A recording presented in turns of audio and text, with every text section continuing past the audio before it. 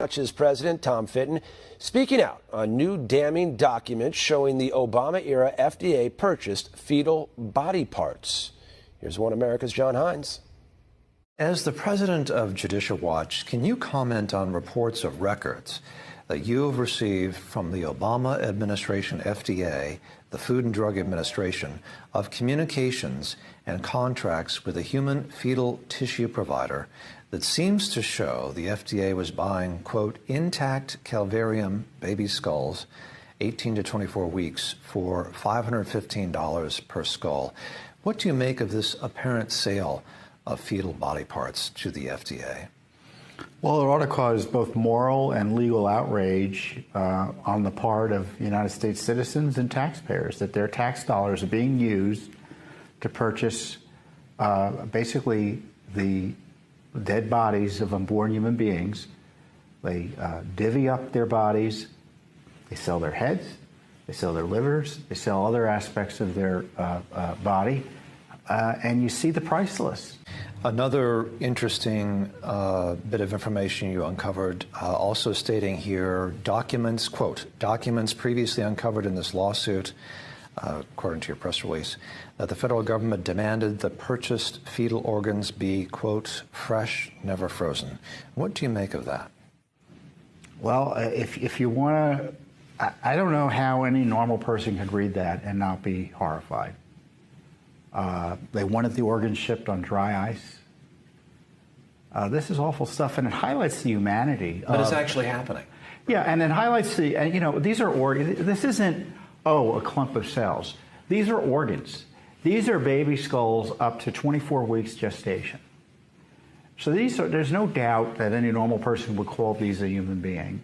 And indeed, their organs are being sold, chopped up and sold. And, we have other documents in another lawsuit that we filed on behalf of the Center for Medical Progress that showed a massive operation in the University of Pittsburgh, again, funded with our tax dollars. Fauci's agency was involved in it as well. So Fauci should be asked about his agency support, in addition to gain of function research, chopping up organs. It was a fetal organ chop shop.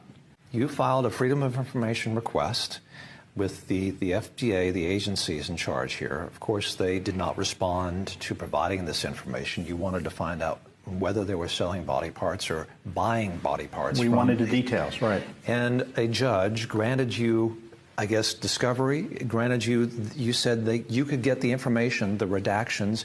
There were redactions. You got those redactions taken away. You got the information, and the information you found reveals that the FDA was buying human body parts, fetal tissue, from a fetal tissue provider, and including human heads, which they were paying $515 to procure. Is that?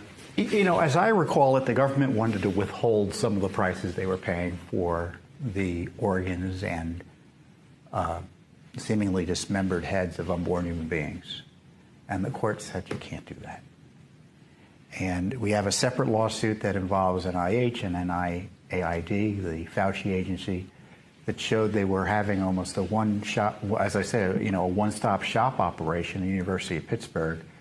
And the documents raise questions about whether the aborted human beings were still alive when the organs were taken from them. The Obama administration obviously was involved in this. The Trump administration figured out what was happening and shut it down.